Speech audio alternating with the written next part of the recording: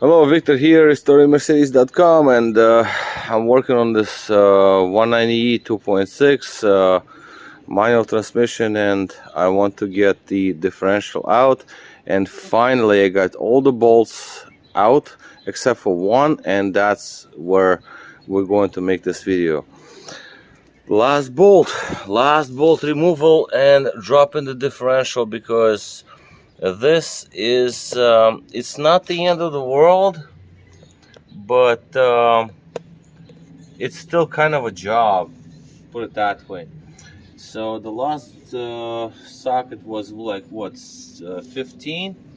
So we're going to go and do it live. Last bolt and drop the differential rear diff down. I'm gonna slide down to the car now and get my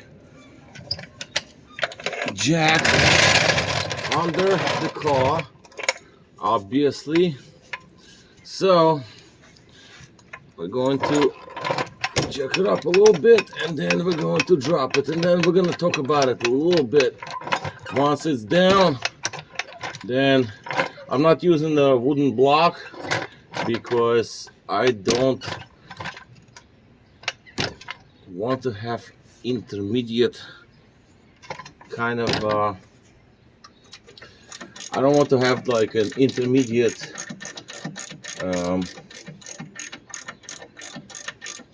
like something I don't feel right. Like the jack, I know the jack, I mean I know the weight, and we'll be fine. So that's the idea. I'm taking out the last bolt right now. One of them, the one in the middle, oh my god, that thing was something else. Well, I feel the tension now on the bolt. So I'll take the, yeah, okay, I'll do it with my hand. Okay, so I got the last piece that holds it down, so it's free. Oh yeah, it's free, all right. Now I want to shift it forward a little bit, because maybe sideways a little bit, and then lower the jack a little bit. All right, so let's do that. Let's slow it down. So this is the differential coming down. This is the basic one. This has no ADS, and I'm not sure. Once I take it apart, then I see what's going on. Okay, so let's roll it out. Roll it outside.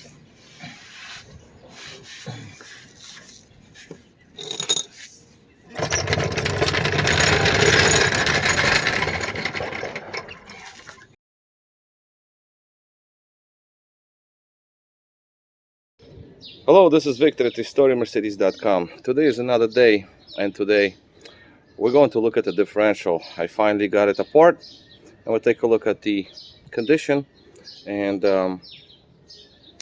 you know, the damages that we have. All right, well, here it is. Here's our differential, the case.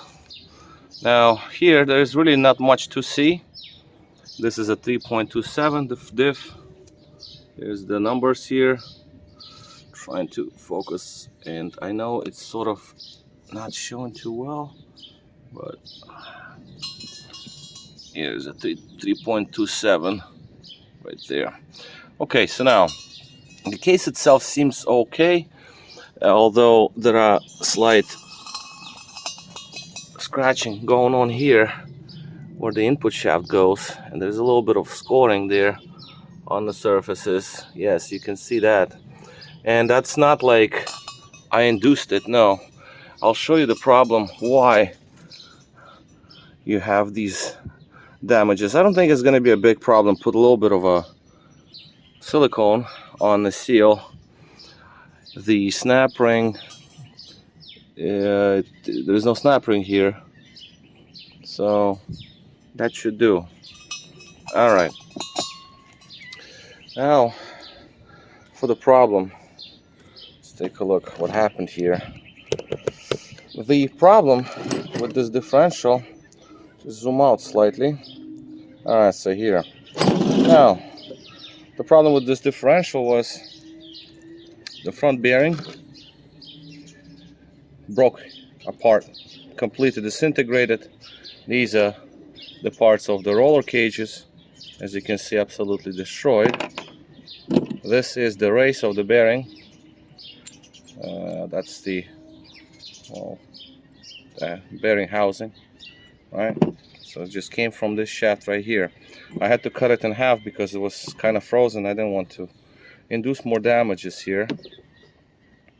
This seemed to be a part of the lip seal itself. Here is the spring that goes around the rubber. Here's another piece of the bearing holder, right? So that's that. This is the washer that's supposed to do the pretension. That's gunner.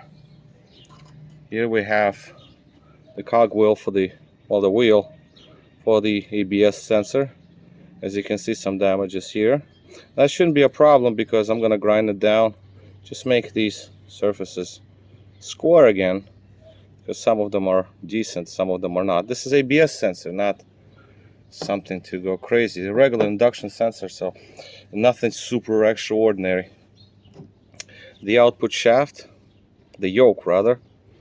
Here's some pieces of the seal itself, I believe. It's stuck to it. Surfaces are overheated, metal fused together, kind of. So it's supposed to be like this, right? And you got some pieces of metal here that's still there. Or it could be the washer that was there or something. Whatever, that's that. Well, I'm just saying, it is what it is. I mean, there's nothing I can do about it. Damage is done. That wasn't done by me. So this is how that's how I got the car. So okay, now the race, this is the bearing race, I guess they call it. So this is where it spins. This is the one from a destroyed bearing. You can see deep gouging happening here on the bearing itself. Here, maybe this is gonna make a little better picture. See, there's damages here all over. All right, so that is a gunner. Well, you buy new bearing, you buy it with this race, so it's that. Now this is a secondary race for the inner bearing, the big one, and this one is decent, but obviously it's overheated. You can see the sign of overheating because it's all brown. You have some damages in there as well. So yeah, that's that. The large washer is undamaged because it sits under some little nicks here. That's me when I was just banging on it, but that doesn't matter. A little sandpaper, they're gone. It's not a working surface. This one just sits on the inside. This is the working surface. This is where it's supposed to be perfect, and the ring itself seems straight. True and straight. Straight and true. True and straight. All right. Input shaft. And this is where the problems start. Well, first of all, removing that broken bearing turned out to be an issue, and some pieces of the bearing casing itself are fused to the shaft, so I have to grind that down. You can see how pieces of the metal itself transferred over. Don't ask me how that happened. It is what it is. All right, whatever. So that's that. Then a large inner bearing here, barely holding on. As you can see, the cage is about to fall apart. See, it's just barely there, so thank God this didn't fall apart, but it's all damaged. As you can see, all these damages here and scratches and bends and what have you, but it doesn't matter. This bearing is going to get removed now and get replaced. The biggest issue that I have here, the teeth have some nicks. As you can see, there's a nick there, there's a little nick over here, so that is totally not cool, and this is what needs to be addressed right there. I'm thinking of taking it to a machine shop most likely and see what they say about this. But before I take it in, I'll remove the bearing itself. So I'll just have just a shaft, just make sure that it's nice and round and everything. And the only reason the car moved a little bit is because the inner bearing was still there, but the whole input shaft was moving in and out. It was just getting sticky. It was sticking. It was getting all messed up. It's just like barely moved. The car barely moved. Now let's take a look at our planetaries.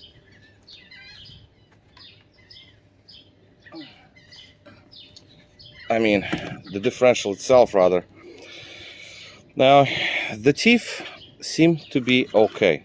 I don't see immediate damages on the actual teeth because the most damages was taken on by input shaft. These look good. The bearings on the axle shafts there, they're fine. They don't show any sign of overheat. The races themselves, they look okay. I don't know if I should replace them or not. I don't like, it's enough already to deal with. But these seem to be okay actually. Yeah, they're supposed to move obviously. And they moved freely. They didn't have any issues. The inner gears there, they too seem fine. Come on now. Okay. So all of these inner gears appear to be okay. Satellite and sun. Satellite gears, I guess. So they seem fine. I mean, all nice and square, so that's fine. Yes, there are some damages here on the case itself. This pinion seems to be all right, but the damages here are from the rollers that fell off the bearing, the input shaft bearing. As you can see, this is a deep one here. Again, this can all be grinded down. Shouldn't be a problem really. I don't see an issue here. The pinion itself sits all right. The shaft itself seems fine. So I don't think I'm gonna take this apart. So that would be okay. I don't see an immediate problem with this piece right here. So this one can be reinstalled, I guess, as is. This differential, this is 190E. You know, this is not. I mean, I work on V12s, and those are huge. I had the differential from twin turbo V12. That thing is the size of the tractor trailer differential. Very heavy, very large. This is totally workable, right? All right. So now somebody seemed like to install the magnet, right? That's a good thing. So some of the metal pieces got stuck to the magnet because factory one didn't have the magnet. This is aftermarket magnet that came out okay.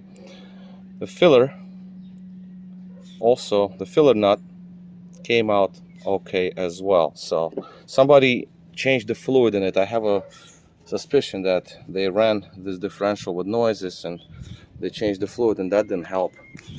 So here we have the rollers from damaged bearing. You can see this one has a couple of stories to tell, I tell you.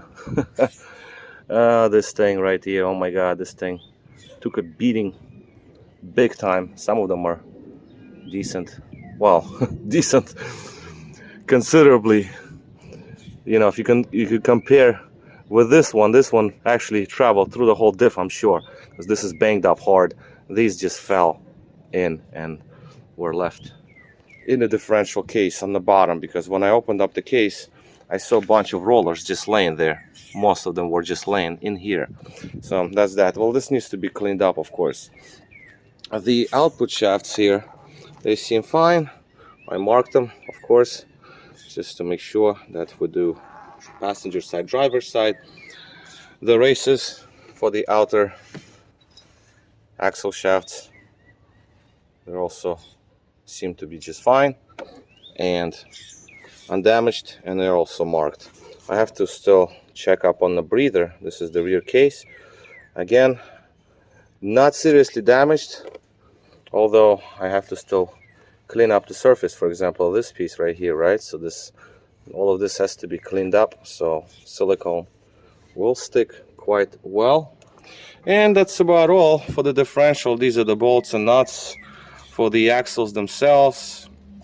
The flex disc, rear flex disc, that might also be replaced because it's kind of tired. Front one was replaced, I can tell. It's a new, well, relatively, it's a fresh flex disc.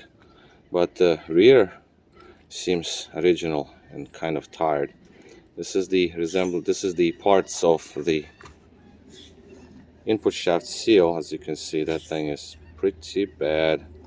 And these are the seals for the axle shafts, right? So that's basically all to it. There is no lock into this differential. There is no ADS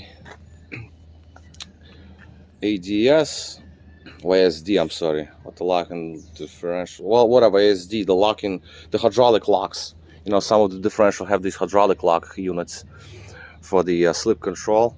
This one is a basic open diff, no no posse, no limited slip or anything like that. So you know, it is what it is. So okay, well, this is basically going to be all for the differential internals. Yeah, it took a little bit of time to get it out, and the car is here sitting. It's not the end of the world to remove it, to be honest. Again, 190E, this is a workable car, exhaust remains. So I just hanged the drive shaft there with the flex disc. The axles are zip tied, so they just sit there out of the way, and that's about it. That's about all, I guess. So this is basically what we are, and now I'm going to make a parts list of what needs to be replaced. And before that, I actually need to take in that input shaft to a machine shop. Probably gonna take it tomorrow and see what these guys say, and see if they can polish it off for me, get rid of the nicks.